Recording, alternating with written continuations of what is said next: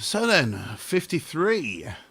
Micro Machines, Mega Drive again, 1994.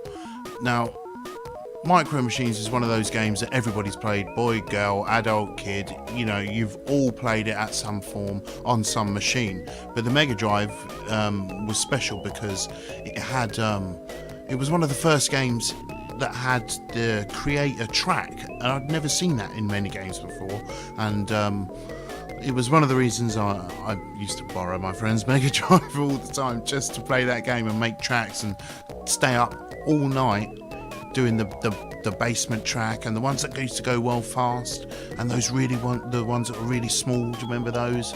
They were crazy. That game is epic in its own right. I know people who used to play that last year actually, who still were bang on it. My mate Sam, I gave him one of my Mega Drives because I never played it, so yeah, and he plays it still, so it's still well popular now and people will still play it. It's got awful sounds, but it had a lot of track choice, a lot of vehicle choice was in it. You could be boats, there was loads in that game, so yeah, check it out if you haven't ever played it, sorry.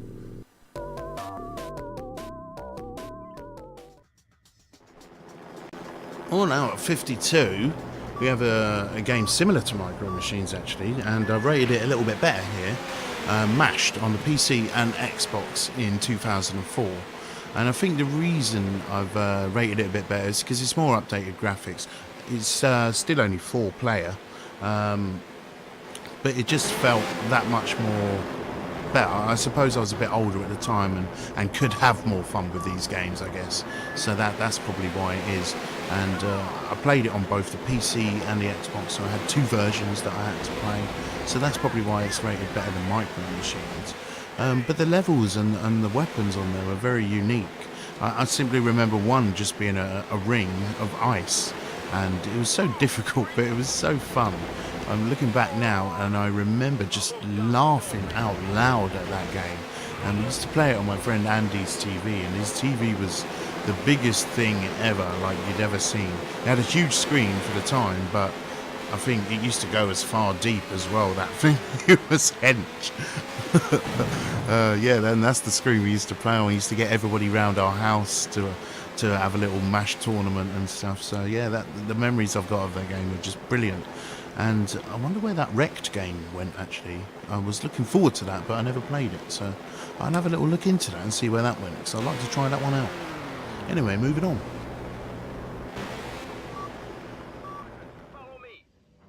At 51 then, we've got Star Wars Rogue Squadron 2 Rogue Leader on the GameCube in 2002.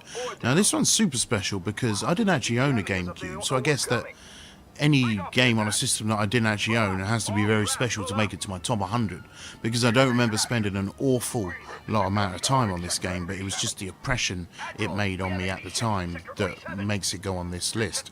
Basically, it was my Star Wars X-Wing number 2. That's what it was for me. And the GameCube controller as well, it fitted that game. There was a couple of games that controller worked for, Spider-Man 1 and this game actually on the GameCube. Excuse me. But yeah, I really loved it because you could also, as well as doing the space battles that you could do in X-Wing, you could also do the land battles too. And that for me was like really cool. It was a lot better than all the N64 editions of the Star Wars games. Oh, excuse me again. Got some wind today, I tell you. So yeah, it was a lot better than those games, and that's why it's going so high on this list. Because it's a Star Wars game, of course, is one of the reasons, but because it has that, impression on my memory of taking me to Star Wars X-Wing number 2. So yeah, moving on to the next one. So we are halfway now. We have a number 50, Lego Batman on the PS3, 2008. Now, I love Lego. I'm not a huge fan of Batman, but I do like all superheroes and I love comic books. And I'm not the biggest Batman fan, but I do like him, and I like him a lot. So yeah, this was a good game, but it wasn't just because it was about Batman. It was one of those games where you could do the whole game as the good people, and you could do it as the evil as well. And you can do that in Lego Batman 2, so that's why that won't be on this list. And I haven't finished number 3 yet, so that's why that isn't also on this list. But this one, it had no trophies on the PS3, from what I remember, but I did 100% this game, and it was a lot like... what was the other Lego game at the time? There was another one anyway. It was a lot like that game, doing that one. But this one, in particular, was my favourite because it made me do it. It made me go 100%, you know. And I didn't have the trophies behind me, you know, encouraging me to do it. This was on my own will because it was a good fucking game. So yeah, if you're going to play any Lego game, play this one first.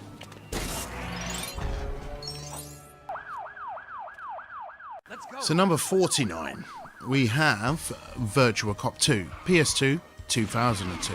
Again, 2002, that's such a great year. That's probably the greatest year on this list. I'll have to check that out, actually. What's the greatest year? What's the greatest system? And all that stuff. But anyway, Virtua Cop 2 is just another one of those arcade games that you get at home. And there wasn't that many of them, and I fucking really loved them, and I wanted more. There was a shitty ninja one and another one that I'll tell you about a bit later on. But Virtua Cop 2 is one of those ones that everybody played in the arcade. You know, I'm even guilty of putting a few pounds in there, even after owning the game at home, just so you could play it on a bigger screen, because we didn't all have big screens back then as well. You know, we just played it on our whatever inch telly with our coaxial inputs and our yellow video ports that our G-Cons used to have to plug into. It's all a weird system. Such a shame that the PS3 GunCon system was so fucking difficult, and it's such a shame that the way that things have gone have, you know, sort of made that technology obsolete at home. I wish it was back. But anyway, that's why Virtua Cop 2's on this list anyway, because it was one of those games that you get from the arcade, bring it home, and just play it and play it and play it, and give your mate the other gun and play together. Playing together is a massive part of the criteria to get on this list, I think. Some of the games are single player, so no, but games that have it should do it well. So, Icewind Dale. Number 48, Windows 2000. Now this is a fucking great game because it was Baldur's Gate, but it was more freedom and more fighting, which is what we wanted. Well, it was what I wanted anyway, because I didn't really relate to making the first character a warrior, which is the only real, you know, way I could get around starting that game. So in Icewind Dale, you could make your party of 6 or your party of 4 or your party of 2 or 1 at the beginning, and you know, take them all the way to the end or halfway, bring them back. You know, you know what you could do with them. So that for me, the customization in the game again wins it over for me. I'm a big fan of customization, making things my own, living that story, you know, telling these characters to act like I would act, or you know, like I would like to act if you could do anything you wanted to, you know, and get away with it. But yeah, so that's why Icewind Dale's on this list, because it showed me that you don't just have one person, you have 6, and they are all hard.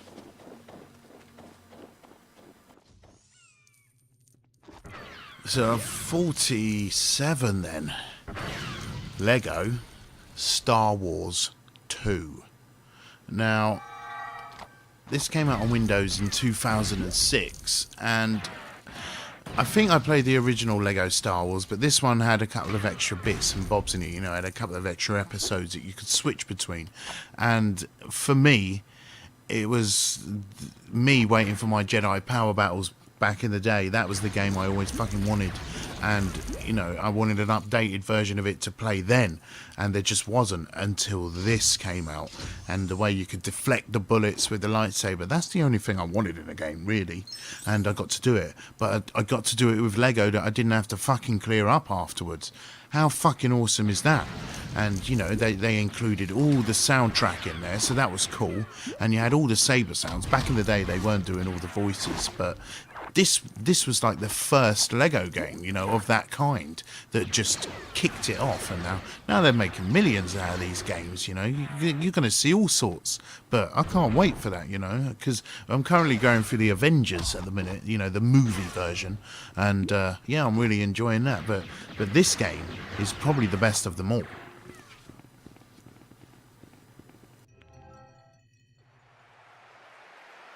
We're going to go back to some sports now, actually. So number 46, we have PES 2014.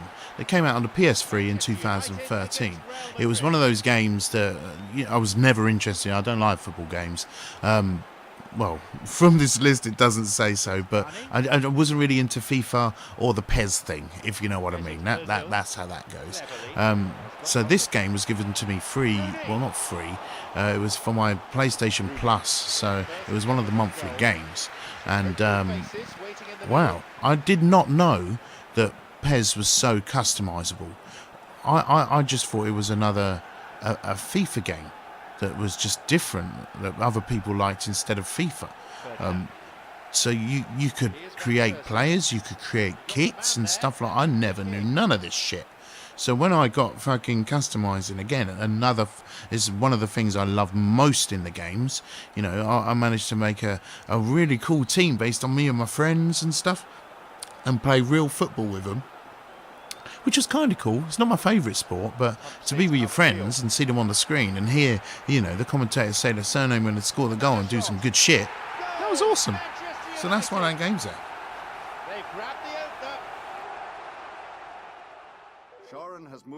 So at 45 then, another Star Wars game, but this is Star Wars Galactic Battleground Saga. It came out on Windows in 2001, I think, and I played the original and I played the Saga, and what I loved about it is the fact that it was so familiar. Anybody who's ever played Age of Empires, or I think it was Age of Empires 2, that engine, they just used that engine for this game. Put Star Wars skins on it, and boom, you had a fucking awesome Star Wars game. You could be 6 or 7 different factions, I think, like the Rebels, the Empire, the Naboo, yeah, this and that. I can't remember them all, but it was just like, wow. And like Age of Empires 2, it had the scenario editor, so you could make your own Star Wars scenarios. And I remember spending fucking hours on those things alone, just making scenarios. I'm not necessarily even playing them out. Sometimes I play them out in the test run and end up doing a whole fucking run, but it was just so brilliant. And again, the soundtrack was in there. You know, you had all these people doing the voices, and you had a few extra characters from the Star Wars universe that weren't in the films. So it got to take you that little extra bit further if you like Star Wars, which everybody fucking does. So yeah, that's why that's game on this list.